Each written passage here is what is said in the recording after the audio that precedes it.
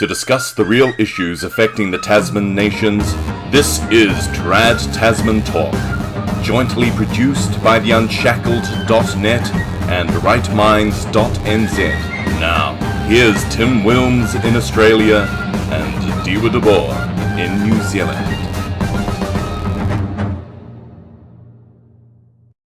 Great to see you again, Deweys. I hope you're all right. Yeah, thanks for having me back on the show, and it's good to speak with you again and be live on the air.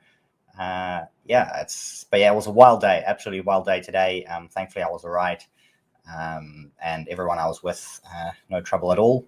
So we had the New Conservative co-leader from Christchurch, Helen Houghton, who was going to speak at the LetWomenSpeak event, and so we were there to escort her, make sure she was all right, and as it turned out, it was basically a rescue mission. There was a massive mob there, an angry hate mob that had been created by the media and politicians here in New Zealand, and we just got, we were working our way through there when Kellie-Jay was assaulted and dragged away by the police, basically. And all of the other women who were there to speak were left behind in the middle of this gazebo, and they were, you had basically had all of the deranged communist mob pouring in on them, trying to rip the signs out of their hands. Some had let women speak signs. They had little badges with the proper definition of a woman, they were just left in the middle there. One woman was struggling with the flag she was holding. Had 5 or 6 people, jumping on her. She was quite a small lady, and you could barely see her under the mob there. So we just jumped in there and pushed everyone away, made as much room as we could, and I just looked around. I sent you an 8-second clip of everything completely surrounded, and Helen, talked to the women there as best as she could, and encouraged them to come with her. And we just made as much space as we could, and there were about five of us guys there, 5 of us men who had come, and we escorted them out safely. And that was basically all that happened from my perspective there at that event. And just actually very, very sad to see. It's like the death of feminism, basically. I never thought I'd be sad to see feminism die, but it actually felt like because you're quite a disgusting carrying member of the patriarchy. Yeah, absolutely. Like I wasn't there for women's rights, but we could. It was absolute madness, and that's why they were targeted, right? Is like the feminists who have said, well, the revolution's gone far enough, right? Let's pause the revolution. Thanks for the comments on the beard. And these feminists are like, well, the revolution's gone far enough, right? We've got women's rights. We need to protect women's rights, and they want to keep that. But obviously, the revolution isn't going to stop. The revolution keeps going. It's moved on to the trans agenda, which properly understood is basically a transhuman agenda, right? It's elimination of women, the elimination of men, any distinctions between the two. That you basically feminism created a more gynocentric society, and so to fit into that, you have these men who wish to naturally rise up to their place in the hierarchy, and they become women. So you basically have transvestites, and so the women all have to bow down to the transvestites because it's a gynocentric society, and they it was just actually sad to see. I just almost lost for words just watching watching a hate mob. I've never seen it in my life. I've been at many protests, dealt with communist freaks and pedophile crazies and all of these nasty people before. I've never seen them this angry, never seen them this worked up at feminists. It was just like it made me feel sick, and I never thought that I'd be like sick at watching feminism die, but it's like been replaced with a far more horrible monster. What happened in Auckland today, it made what happened in Melbourne last Saturday extremely civil by comparison. We'll play your footage, which is just the crowd, the mob, the zombies, whatever you want to call them, basically invading the gazebo.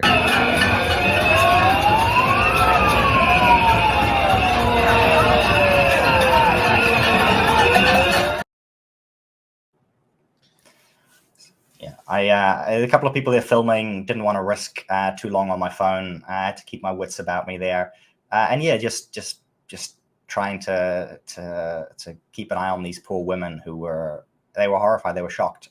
We had a woman who we helped get out of there, and she was shaken up quite badly.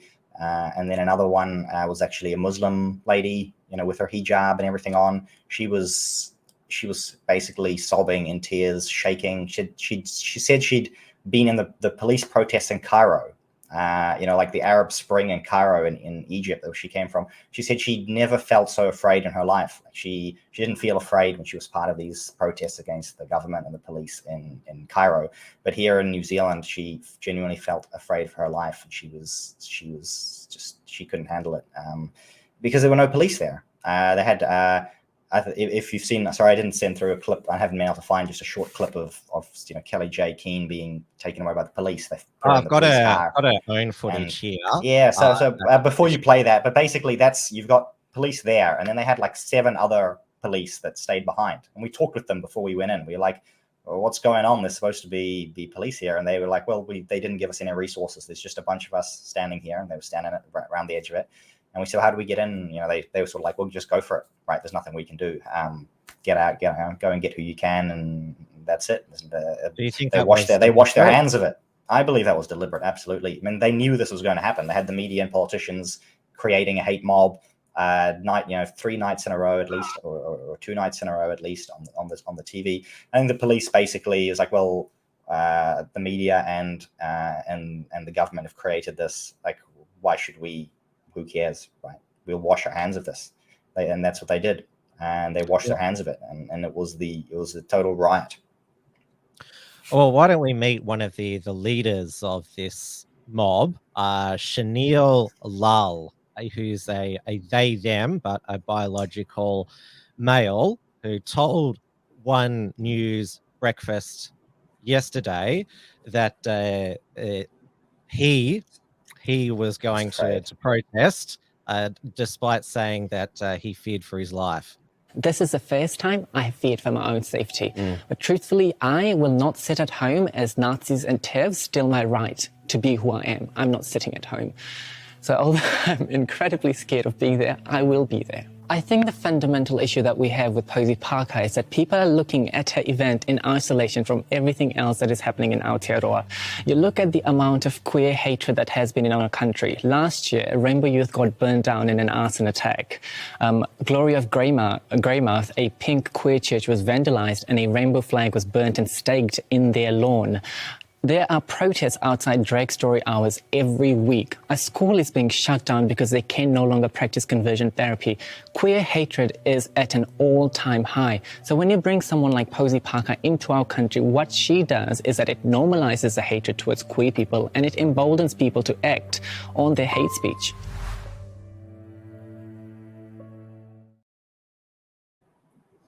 And extra music there for dramatic effect. Yeah, the dramatic music. Yeah, I think after what I saw today, I have a complete understanding as to why people might hate queer people. It makes total sense to me now, having experienced what they're like. This they/them demonic creature. I mean, I saw him. He was up there right in the thick of it, not scared at all. Wearing bright pink. And let's have a look at him. Fearing for his life. Yeah, fearing for his life, absolutely. I told him to repent.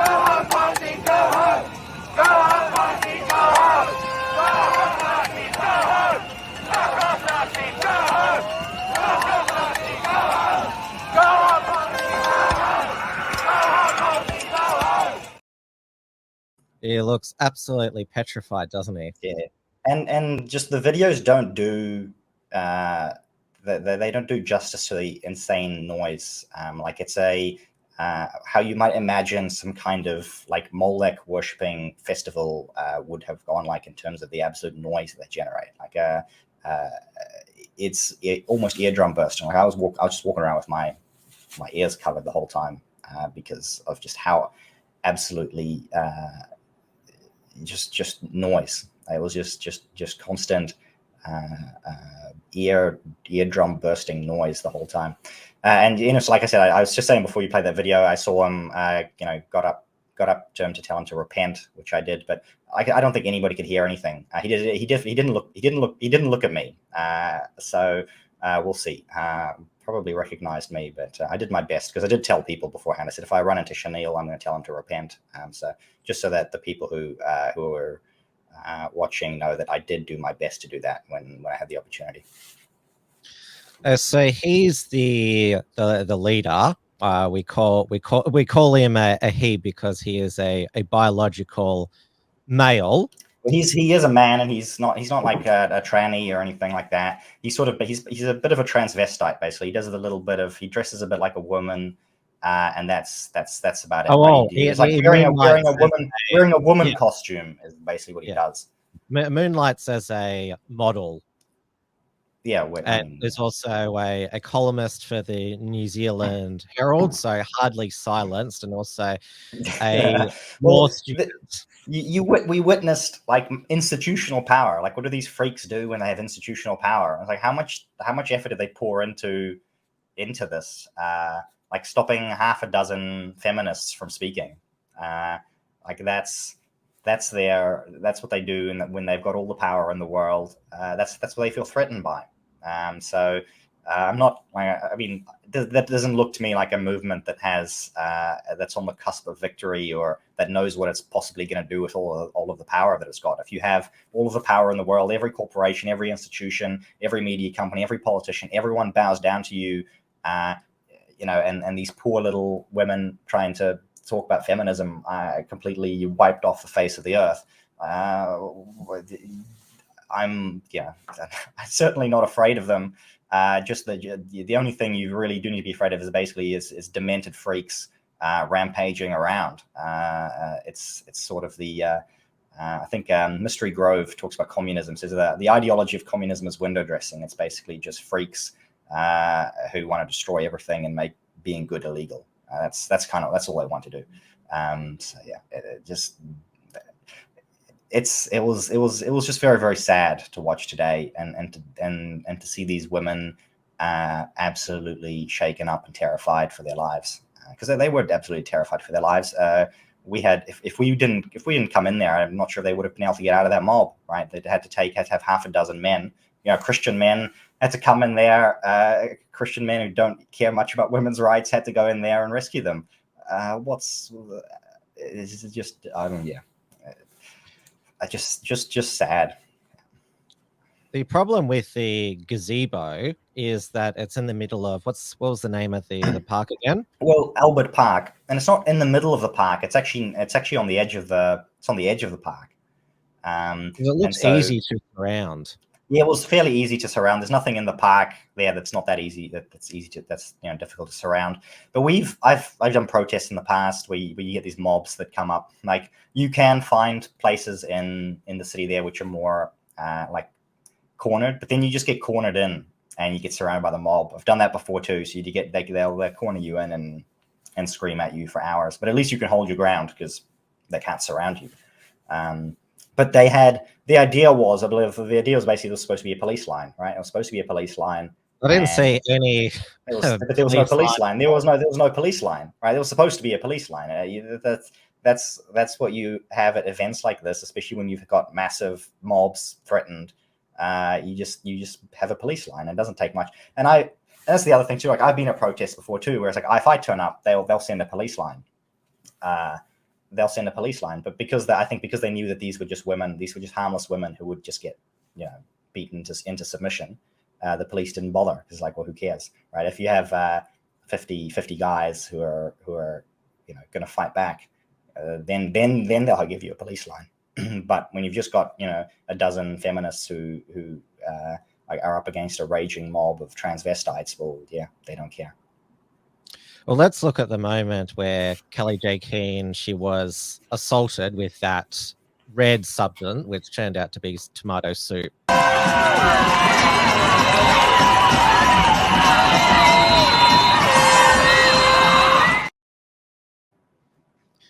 Now that reminded me of the pieing of Anita Bryant, who was the Save Our Children advocate against gay rights in the 1970s. She was pied quite forcefully in the face by a homosexual activist, and so it reminded me of that.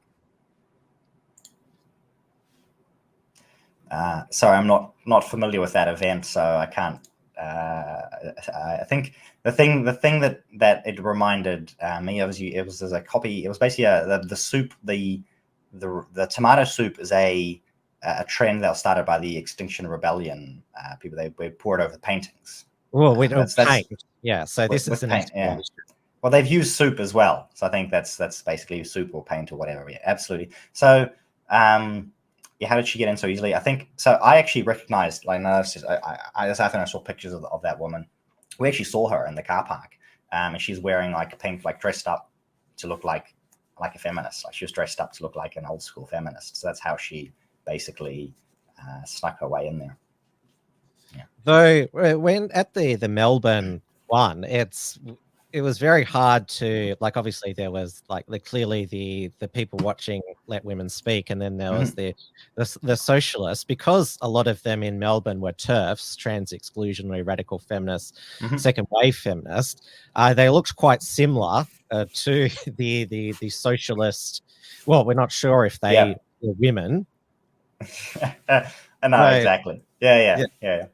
I found it, well, we actually had this at the protest. We had people would come up to me and be like, oh, it's okay, we have to get these women out, to sorry, and then people would say, oh, yeah, like the real ones, like real women. I'm like, yeah, real women. What did Ricky Vijayas called them? Like when he said he's into women, the old-fashioned one, the ones with vaginas. Yeah, well, sorry. I saw somebody mention here about this woman being intersex or something, which that's mostly made up. Possibly someone who was born with slightly deformed genitalia and had surgery to use the working ones. That's usually what the intersex people are like. So basically she would be a woman, I suspect, then, if that was the case. And they just kind of add in this intersex stuff to kind of give themselves a way in to the LGBT, the queer crap there. So it's like it's like half of all LGBT people are bisexual women who only have sex with men. So that's kind of this is the thing. There's a lot of you got to come up with some crap. You got to come up with some crap to make yourself part of their community. So I wouldn't put any weight on that. They just make that stuff up to fit in with the crowd. But it was one of New Zealand's most well-known economists, actually Michael Riddell, commented today on this as well. And the police, so specifically, he's talking about this. He described today, and I'll use his term here. He described today as another step closer to a late Weimar thugocracy. So that was sort of late-stage Weimarism is what a well-known economist in New Zealand is describing what we saw today. That's probably maybe the closest to it. You basically have insane decadence and thugs that are endorsed at the highest levels, and you only see that when a society is starting to fall apart. So at some point Weimar collapses. So that's why there's no we will rebuild from the ashes, but it's just sad to watch everything get ripped apart like this. Alice Wonderland says, I can't see any NSN, meaning National Socialist Network. There is a white nationalist group in New Zealand, which a couple of members were there in Auckland. No, so that's what I thought.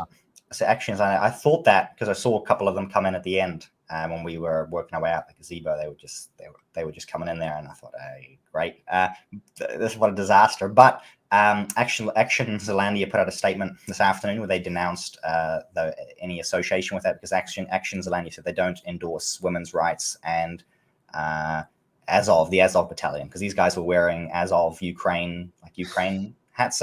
So Action Zealandia is anti-Ukraine and anti-feminist. So they weren't their guys. And the photos as well. One of the guys is brown as well. So nobody knows. There are insane conspiracy theories out there from the left on who these guys actually were. But nobody knows who they were. All we know is they were basically dressed up like Ukrainian Azov battalion guys. So yeah, New Zealand probably an elaborate prank. New Zealand doesn't have a swastika ban yet.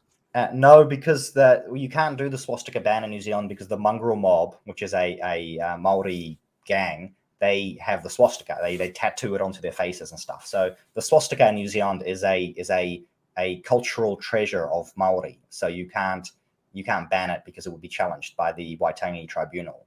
So there wouldn't be a swastika ban ever in New Zealand. It's been appropriated by the locals. Now let's have a look at Kellie-Jay Keen's escape. This is from a different angle, which shows just how, well, her security. I think it was Colin in the chat saying, "Oh, would private security?" No. Yeah, there wouldn't be enough, I don't think. No matter. That was the issue. They had some private security that backed out. She did have some security. You could see one or two guys there. In the end, it was the police that got her out and some volunteers. If they had planned this a little bit better, they could have had a line of men who would have turned up. Because in the end, like the only men who turned up were Christians. Like we had a bunch of Presbyterians and Roman Catholics trying to protect these feminists. We could have organized a proper line to hold the barricade, because they did have some kind of barricades set up that got knocked down, and there was nobody. Like you would have had a police line holding the barricades in place, right? And they could have asked for volunteers, could ask for some men to come and hold up the barricades while the women could do their Let Women Speak thing. But yeah, I think in the end, it was probably the best that it turned out the way that it did, because everyone just gets to see how hateful the mob is. Kellie-Jay Keen gets a massive amount of publicity from this, global publicity, I suspect. Everybody hates New Zealand a little bit more internationally. People see that New Zealand is an absolutely insane country. Well, that's what she called it, an insane country. We're a joke country. We're absolutely insane. Even without Jacinta now. Yeah, it's taken on a life of its own, and it's absolutely insane. Yeah, but it was very sad today. Just very, very sad. Next time, get Posey to speak at a Lebanese church, rally the boys for protection. Let's see how tough they are. I'm not sure if you saw what happened when some gay socialists decided to protest outside a Maronite Catholic church in Western Sydney, where Mark Latham was speaking. They were swamped by 500 members, supporters of Christian Lives Matter. And as I said in my article, those gay socialists, FAFO. Yeah. And this is in such a case, like if they'd wanted to run off a better event that was properly protected, they could have had dozens and dozens of good Christian men, perhaps hundreds, sorting out a good support network there. But this leads me to the kind of, I guess, the final thing I wanted to say on this is sort of like the death of feminism, and I wanted to say that like what they really need, and what I hope many of these feminists realize now, is that that they need the truth. They're stuck in a spiritual limbo between like the demonic hell mob and a Christian side, the side of heaven, the side of good.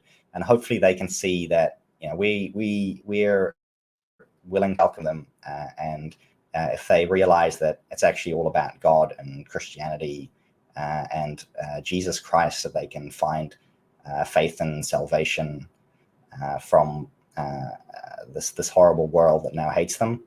I think that's really the only way forward for them, if they want to admit that for them that it's over, right? The 90s liberal dream is over, it's dead, and And I hope that they will, instead of falling into despair, that they will realize that there is truth and hope and justice. So now I'll play Kellie-Jay's great escape. We'll call it great because who knows what would have happened if she didn't get out.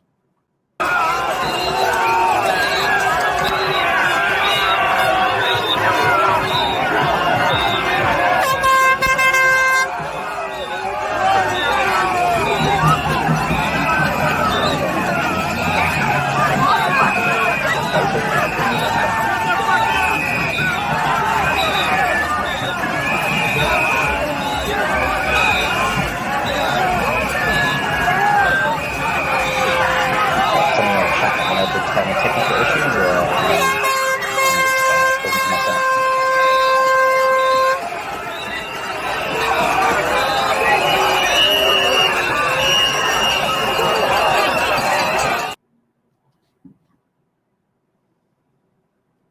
So seeing the mob like all around her, like you see how dangerous and threatening this situation would have been. Yep, I saw a tweet from her just before I hopped on the show here that she said she genuinely felt afraid. She felt like if she tripped up and fell on the ground that she wouldn't have gotten back up, and that her kids would have lost their mother and her husband would have lost his wife. She thought she was going to die in that moment if she tripped up, which very well. Perhaps not. Perhaps they would have been merciful, but I don't know. It's like I said, it was a hate mob. Absolutely horrific stuff. And I've been involved in protest and semi-riot situations here in New Zealand over the years, going all the way back to Lawrence Southern and Stefan Molyneux. And I've never seen anything like this. Never seen anything like this in my life. And she's cancelled her Wellington Let Women Speak event tomorrow because basically the police said, yeah, we're not going to be able to protect you. Which is basically like, we give up. Yeah, well, they don't care. Like I said at the beginning, it's not that they can't. They could pull out the resources at the drop of a hat if they need them. If they need to stomp down some lockdown protesters, they are out in force. Like even no Melbourne worries. They can needs to keep the peace. They can stomp your head in, no problem if they need to.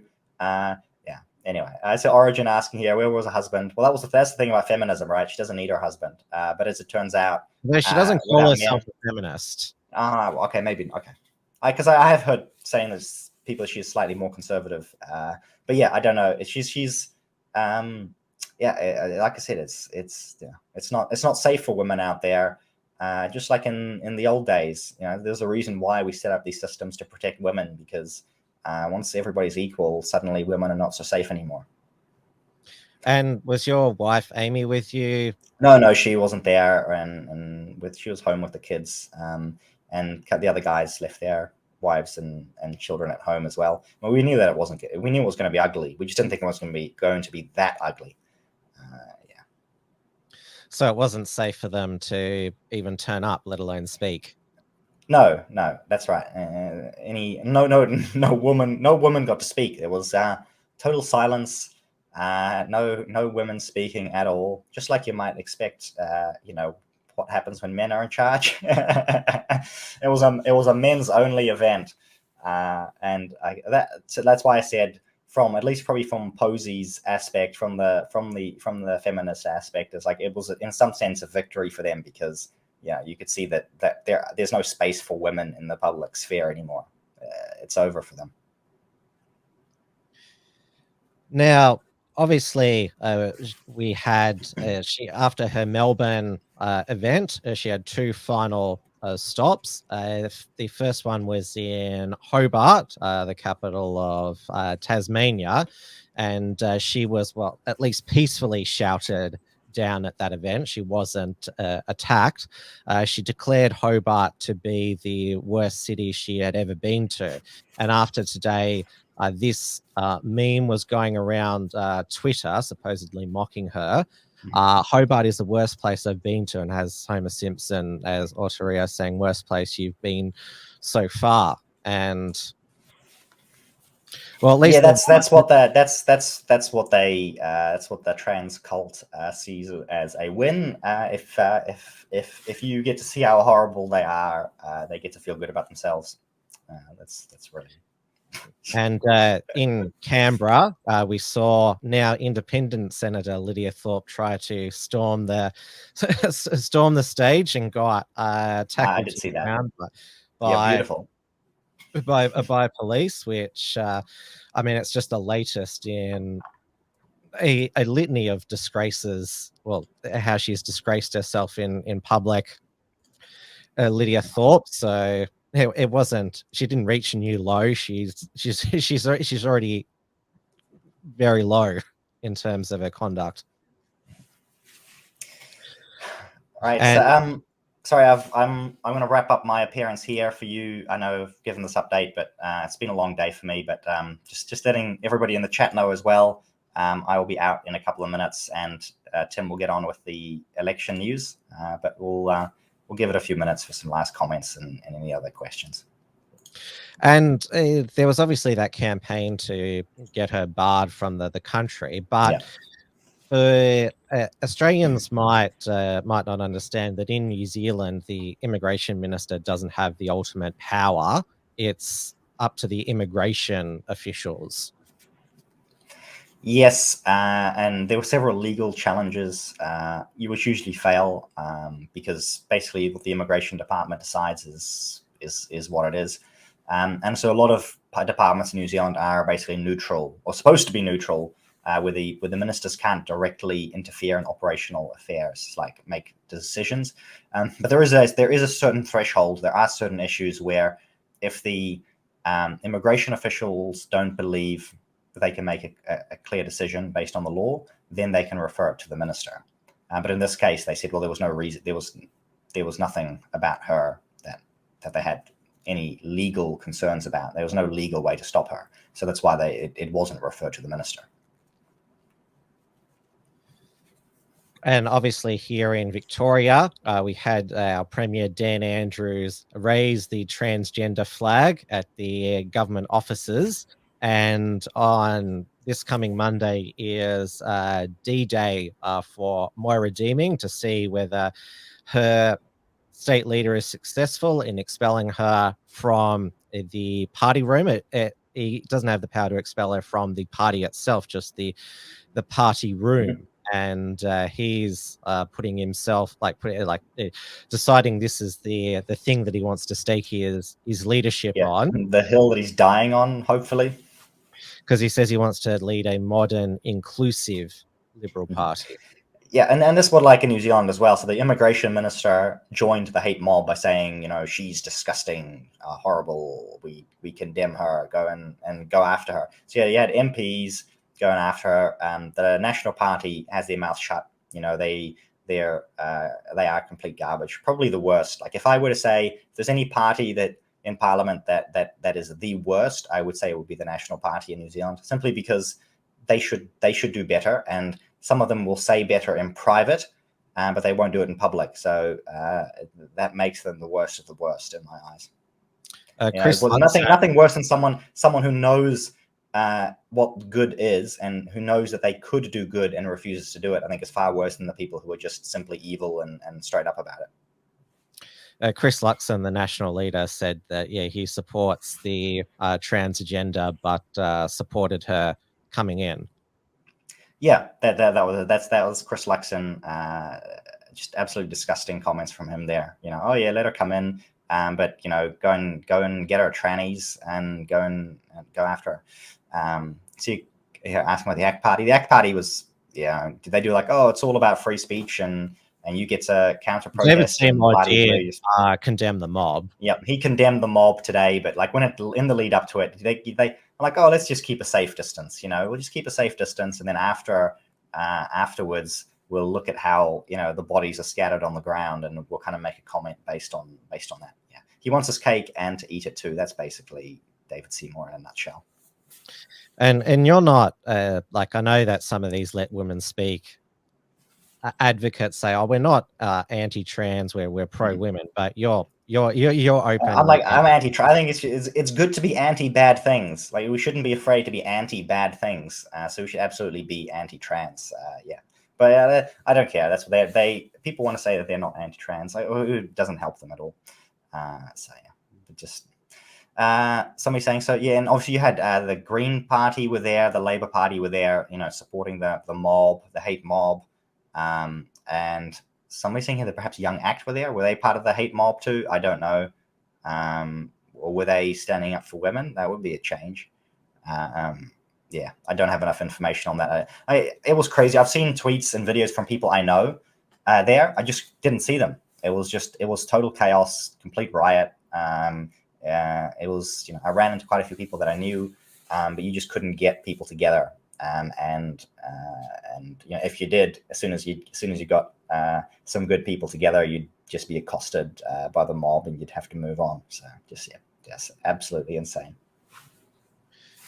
Well, thank you for jumping on in the middle of this stream. There's only been 10% of the vote counted in almost 2 hours. So I thought our VC was slow, like Maricopa County in Arizona, the New South Wales Electoral Commission. Yeah, and they're all going to go home at 10:30 at night, which is in under 3 hours. So, wow. Yeah, they'll just... Maybe they'll have some ballot drops at the last minute and just sort out who wins before they go home. Yeah. All right. Well, I'm glad I've been able to divert you from the very slow count for just a little bit. I'm going to head off. Thank you, everyone. Yeah, and obviously we'll see everyone. Talk a bit more closer to your election, where your new Prime Minister, Chris Hipkins, it's the battle of the Chris's, is basically his strategy is to undo all of Jacinta's policies in hope. Yeah, exactly. He's a populist Labourite. He's turning everything back from everything that was unpopular from Jacinta, which has basically destroyed the National Party's chances at the moment.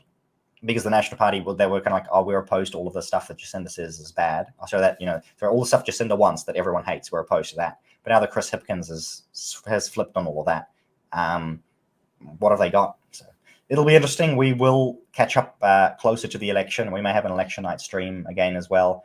And so I may be back on the show before then, or not, or at election night. So very good to see everybody in the chat, and good night to you all. Good night. Thank you for joining us. Good night. Thanks for tuning in to this week's edition of Trad Tasman Talk. To keep up with the latest real news and analysis from the Tasman nations, visit the Unshackled.net and rightminds.nz.